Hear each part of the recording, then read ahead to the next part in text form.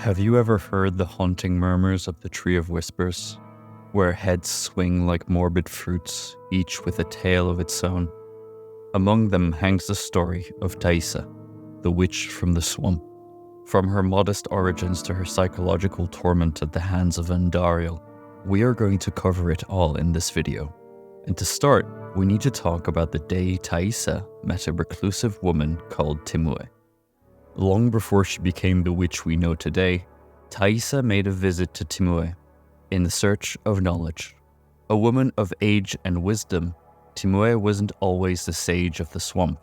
In her youth, a perilous wander through the marshlands brought upon her a crippling affliction, the venomous touch of the swamp. From a small scratch, the poison of the swamp flooded in her, afflicting her with a sickness like no other. As her body was slowly decaying, the Tree of Whispers beckoned. Striking a unique agreement, Timue surrendered her wellspring of knowledge. In return, the tree spared her from death, allowing her to live with the poison but also forever binding her to the swamp. A cruel fate to be slowly dying of a necrotic poison, but being fated to live on regardless. Taissa, in her youthful vigor, approached Timue with hopes of unlocking the mysteries of the swamp and the power it held. She heard tales of another entity, the Tree of Whispers. Seeking its wisdom and longing to harness its potential, Taissa asked Timue for guidance. Recognizing the potential in Taissa, she divulged the path leading to the elusive tree. Upon reaching the Tree of Whispers, Taissa gave her solemn pledge, offering her service in exchange for its tutelage. It was at this juncture that she was introduced to Valtha, a formidable witch of the swamp. It was Valtha who took her under her wing. Together, they formed a bond, navigating the mysteries of the Tree of Whispers and the ever-shifting landscape of Hawazar's magic. Following her commitment, Taissa embarked on her journey, a path filled with challenges and discoveries. I realized that I haven't really explained what the Tree of Whispers is, so let me tell you about what I've found in my research. The Tree of Whispers stands tall and eerie. Its branches are heavy with countless heads, their milky eyes staring blankly and their rotten flesh swaying softly to a chilling tune. These heads, remnants of individuals once brimming with knowledge, whisper ceaselessly. As referenced in the Book of Lorath, the tree's name isn't simply a poetic choice. It's a direct reference to these murmuring heads. Each head was not just a decoration, but a transaction. The Tree of Whispers doesn't bestow knowledge freely. Those who seek its wisdom enter a pact. They borrow the knowledge, and upon their death, the tree takes its payment. The head once filled with newfound wisdom is claimed, and the person's innermost thoughts and memories become part of the tree's vast treasure. But the tree doesn't act alone. Serving it are the witches of Hawazar. These skilled women and men dedicate their lives to the service of the tree, acting as intermediaries between the seekers of knowledge and the tree itself. They oversee the agreements, ensure the tree's will be done, and in turn, gain powerful knowledge and magic. It's a delicate balance, and the witches play a crucial role in maintaining it. The Tree of Whispers, despite its eerie presence, remains a neutral entity in the larger picture of the eternal conflict, taking no sides, angel or demon alike, something they have in common with the priests of Rathma. One day, a brilliant mage came to the tree seeking knowledge, a mage by the name of Elias. Elias struck a deal with the Tree of Whispers.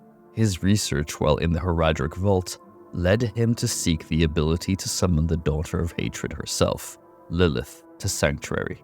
In return, upon his demise, the tree would claim his head and all the knowledge within to be displayed in its grim collection forever. But Elias wasn't just any mage. He possessed a twisted mind and was able to gain the gift of immortality, thereby preventing the tree from ever claiming its end of the bargain. If you want to know more about Elias' story, make sure to watch my deep dive video on him. Once the tree realizes the ruse, feeling the sting of Elias' deceit, the tree demanded justice. The timeless entity entrusted Taissa with a daunting mission to capture Elias and retrieve his head, to fulfill the debt owed. It was a call to duty, a challenge from an entity that has shown her the path of arcane wisdom. The task required strategy. Taissa decided to journey to Kyrgyzstan, where she believed Elias held his power base. Disguising herself as a devoted follower of the Triune, she entered Elias' temple. With a veil of feigned admiration and curiosity, she presented herself as a student, eager to learn from the renowned mage. Her intentions, though, were far more perilous and urgent. Each step she took in the heart of the temple, she was one step closer to Elias, and one step closer to fulfilling the tree's vengeance. And if that seems a little far-fetched, don't forget that the same disciples of Elias looked at you and let you in as a student. Anyway, in his temple, Elias and his minions eventually unmasked Taissa's identity. With her cover blown, Taissa soon found herself ensnared in a trap, a plaything in Elias' grand design. Taissa was bound and dragged through the shadowy corridors of the temple, down to the altar of sacrifice. It became clear that Elias had a more profound purpose for Taissa than mere retribution. During a bloody ritual, he inscribed runes onto Taissa's skin, each mark a piece of the nefarious puzzle that Elias intended to complete, summoning the lesser evil Andariel into sanctuary, using Taissa as the gateway. Amidst the glow of hundreds of candles, Elias continued his bloody work on Taissa, one rune at a time. We don't see exactly how he managed to put her to sleep, but a powerful mage such as Elias probably knows a spell or two that could achieve that. As the ritual reached its climax, an unexpected turn of events unfurled. Lorath Nar and the Wanderer, that's you by the way, having navigated the treacherous depth of the Undercity, burst onto the scene. Their arrival couldn't have been more timely, as Elias' scheme was nearing completion. Caught off guard, Elias found himself facing Lorath's surprise attack. The attack, although a little awkward, coupled with the chaos of the intrusion, forced him to abandon his dark endeavor, leaving Taissa and the unfinished summoning behind. Elias vanished into the shadows of the underground cavern, while Lorath rushed to Taissa's aid, unbinding her from the altar's cruel restraints. The Wanderer squared off against Brawl, the colossal and brutish leader of Elias' fanatical acolytes. A brutal skirmish erupted between them, but the Wanderer's prowess prevailed, and Brawl met his doom. After a few tries, but it still counts. The ritual was disrupted, the summoning halted, and Taissa saved from a fate most dire. However, the mark of this event would linger, setting the stage for even deeper complexities in the journey to come. The aftermath of the botched ritual left Taissa indelibly marked. The runes of Andariel, burned into her skin by Elias, served as a constant reminder of her close brush with Andariel. Though physically unscathed, kinda, mentally she felt the tightening grip of the malevolent presence. The chuckles of Andariel echoed in her mind. Taissa's hopes of being liberated from the demoness after the rescue quickly faded, as she realized that her soul had been ensnared from the moment Elias inscribed the first sigil onto her. Andariel was within her. By the way, let me tell you a little bit more about Andariel. Known to Sanctuary as the Maiden of Anguish, Andariel specializes in emotional torment. She is one of the lesser evils and twin sister to Doriel, the Lord of Pain. She revels in twisting the psyche, taking perverse pleasure in breaking the wills of mortals. The emotional strain that she places upon her victims is her ultimate delight, making them instruments of their own mental destruction. If you want to know more about Andariel, I have a full video about her. Now, back to our story. Elias' cunning was not to be underestimated. Thanks to the unfortunate use of a powerful artifact by the Wanderer, Elias was able to pinpoint their location and decided to complete what he had begun in Kyrgyzstan. This time, the ritual was successful, with Taissa as his unwilling medium. Elias managed to bring forth Andariel into the realm of Sanctuary. The Wanderer, again, that's you, confronted the Maiden of Anguish, The battle that ensued was fierce, with both entities showcasing their might. But it was the Wanderer who emerged victorious, banishing Andariel back to the abyss from whence she came. In the chaos, Nirel extended a hand of rescue to Taissa, pulling her from the brink of despair and further torment. After the ritual and the supposed defeat of Andariel, Taissa was marked and scarred, but her determination remained unyielding. Her purpose was still clear, to track down and defeat Elias, not just for the Tree of Whispers, but also to free herself from the haunting grip of Andariel, who still had her talents deeply embedded in her mind. To achieve her goal, she found herself aligning with a group of individuals, each harboring their own reasons to take down Elias. Taissa, acting on her deep knowledge of the mysteries of Hawazar, directed the Wanderer to seek out Timue, another witch familiar with the swamp's magic, which we talked about earlier. It was through Timue that a significant revelation was uncovered. The secret to Elias' seeming invincibility was tied to a ritual he had conducted within the Temple of Rathma. By offering a piece of himself, his finger, he had been granted a form of immortality. With this newfound understanding, the Wanderer took it upon himself to locate and destroy the finger, shattering the source of Elias' untouchable nature. While the Wanderer engaged in his side of the mission, Taissa returned to her sanctuary, a tower nestled in the village of Wejenhani. My apologies if I didn't pronounce that right, by the way. It's a tough one. Anyway, after a while, depending on how long it took you to find that damn finger, Donan and the Wanderer sought her expertise.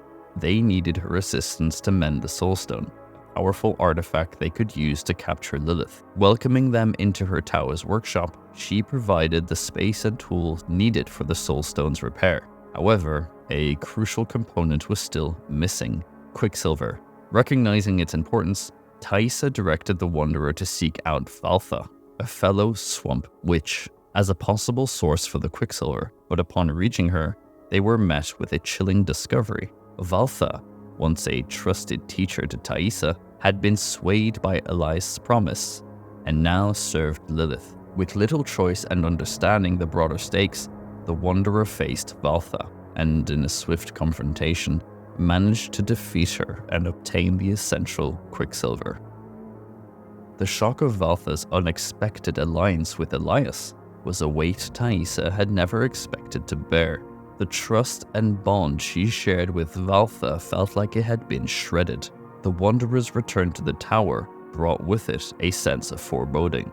Every tool, every piece of knowledge that the tower held seemed insufficient, as Donan, still lost in the depth of sorrow for his lost son Yorin, struggled with the Soulstone. The rawness of his grief made every effort seem trivial, but in those moments, Taissa saw a way. She believed that facing that immeasurable grief might be the key to unlocking the strength needed to mend the Soulstone. Leading both the Wanderer and Donan, Taissa navigated through the gnarled trees, the scent of the wet earth guiding them to a hut tucked away in the heart of the swamp. The age-old ritual ground stood silent. Once all the ingredients were ready, Taissa brewed a magical tea that allowed the person who drinks it to face their problems. It pulls the poisons of the soul and, hopefully, heals the wounds within. With the first sip, Donan started tripping balls. Donan was transported into another mental dimension where he found his son Yorin. Feeling that piercing loss all over again, he managed to speak with him and ultimately let him go. The Wanderer, meanwhile, was sucked into a vortex of hell and met a wolf with strange words. One for another video, probably. The next day, Taissa meets up with the Wanderer and Donan at her tower. The journey through their psyche seemed to have given Donan a clarity he had been missing. With newfound determination, he began the intricate process of successfully fixing the Soulstone. But the task wasn't over. The final step led them to the ominous Sakarum Keep and the Black Tomb of Sankakor. With the Soulstone close to being restored, the path ahead was clear. Taissa goes with them, in hopes of facing Elias and fulfilling her pledge to the Tree of Whispers. The atmosphere was palpable with tension as the Horadrim prepared for the pivotal ritual at the Sakarum Keep. The Soulstone had to be attuned at the Black Tomb of Sankakor, a task of grave importance in their strategy against Lilith. Alongside them, driven by a burning thirst for retribution, was Taissa. She had long anticipated this moment, hoping for a face-off with Elias. While the attunement process commenced, a disturbance shook Taissa's core. A familiar presence, dark and menacing, crept into the sanctum of the tomb. Elias was near. Unable to contain herself, she surged forward, with the Wanderer closely following her determined strides. In the shadowy depths of the Black Tomb, the trio, Taissa, the Wanderer, and Elias, finally stood face to face. They engaged in a fierce battle, with swords clashing and spells weaving, each side seeking supremacy. The fight left Elias in a bad shape. Elias, ever the strategist, believed his secret weapon, his apparent immortality, would save him, but the Wanderer unveiled a chilling truth. On their venture to the Temple of Rathma, they had burned Elias' finger, obliterating the source of his perpetual life. As the realization of his mortality dawned on Elias, panic took hold. Desperate and cornered, Elias fled towards the swamps of Hawazar, with Taissa, the Wanderer, and Lorath hot on his trail. At last, Elias found himself trapped. He directed his bitterness towards Lorath, his voice dripping with contempt. I brought Lilith to Sanctuary, a thing no one thought possible. And when hell rises to sweep across this world, I should be there beside her, ready to push it back. You left me alone to cross the lines you would dare not attempt, and you have nothing to show for it. You are nothing but a wasted life.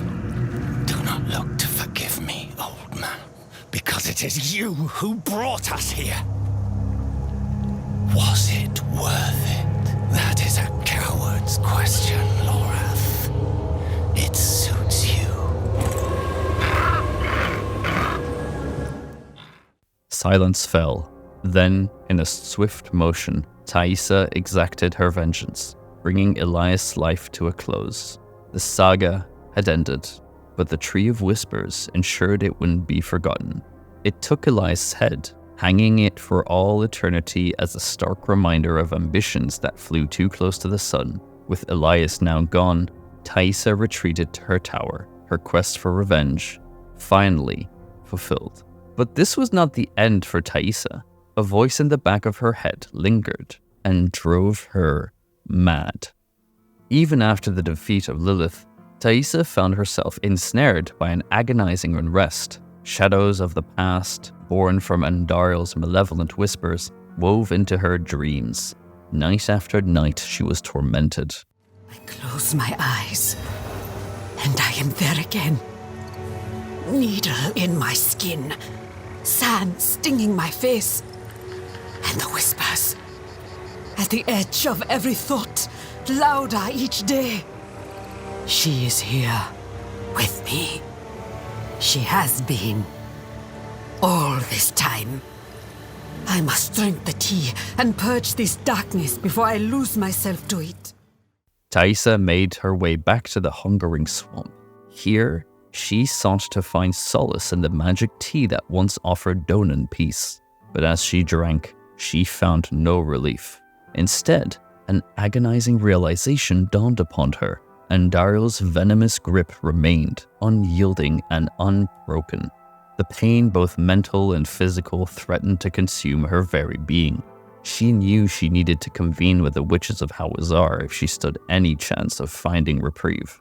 The amulet, her key to summoning the conclave, was in the possession of the witch Timue. She dispatched the Wanderer, who had become an ally in these trying times, to retrieve it. Their reunion was swift. With a gesture, Taissa summoned an ancient power, causing the trees to part and reveal the hidden entrance to an underground passage. The damp cavern, resonating with whispered secrets, would serve as the setting for their crucial assembly. Within the concealed chamber, the witches convened, their voices rising and falling in heated debate. Now, I want to talk real quick about these witches. For the research of this video, I spent hours and hours doing every side quest, every stronghold, and looking into every damp, muddy puddle Hawazar had to offer. And what I found is that there are multiple witches in Hawazar, and so, unless I'm mistaken, during this summoning of the Conclave, these witches are either all alive or not. Maybe some are and some aren't. The reason I bring this up is because we see a few of these witches in multiple side quests in Hawazar in the flesh. So I think what we're seeing here is some kind of holographic communication method, I guess. Although it's not holographic, it's magic. It allows all these witches to be together and chat basically at the same time, which would make sense as they all have one of these Hawazar amulets that Timue gave us. It's like FaceTime for witches. Anyway, back to the video. The witches squabbled over remedies and rituals, traditions and old tales, but much to Taissa's dismay, consensus eluded them. The voices grew louder, the arguments more heated, but no solution emerged from the tumult. Left with a chorus of conflicting counsel and a heart heavy with despair, Taissa was left with no solution. Emerging suddenly, Timue broke the seal of the conclave. Timue confronted Taissa about her ailment and stressed that the tea Taissa sought solace in was inadequate for the demons she grappled with. The answers weren't in old wives' tales or enchanted beverages. The answer was within herself. Acceptance dawned on Taissa. Her past, marred by the dark specter of Andariel's summoning, was what haunted her. It wasn't about finding a solution externally. She had to confront her trauma, plunge into the abyss of that cursed memory, and confront Andariel head-on. With a somewhat strong sense of purpose, she beckoned the Wanderer to join her at her tower. There, amidst scrolls and ingredients of Taissa, she prepared another ritual. Together, she and the Wanderer embarked on the perilous journey into her psyche. They traversed vivid memories, each more haunting than the last. They saw her capture at the hands of Elias in his temple, as well as the ritual at the altar of sacrifice. But none were as chilling as the memory of Andariel's summoning. In this daunting realm of memories, Taissa finally confronted Andariel, but it wasn't the demon itself she battled. It was its lingering essence, the dark whispers that had shackled her spirit. With determination and the Wanderer's support, like a lot of support, alright, Taissa managed to vanquish this remnant of Andariel, regaining her lost strength. As reality set back in, the weight that had oppressed Taissa's spirit seemed diminished. The whispers, the torment, all seemed to have dissipated. Yet, doubt lingered.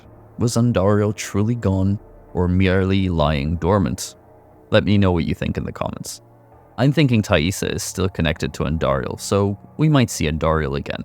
In gratitude, Taissa presented the Wanderer with the precious Hawazar amulet. The artifact bore a message of hope written by Timue, a message we could all use in our lives. The inscription on it read, "Healing is a journey, a series of steps. Someday you might stumble, but so long as you continue to put one foot in front of the other, you will reach your destination."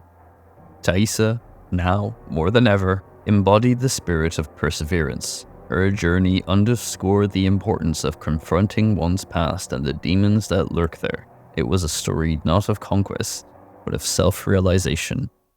And that does it for this video. I hope you enjoyed diving into the origin story of Taissa as much as I did. It was fun, right? I'm happy to finally leave Hawazar after all these hours, but I would encourage you to go play all these side quests and go explore yourself. You never know what you might find. Thanks again for watching. If you liked the video, make sure to subscribe and come and join me on Discord where we can talk about all of this. Thank you so much, guys. We'll see you very soon.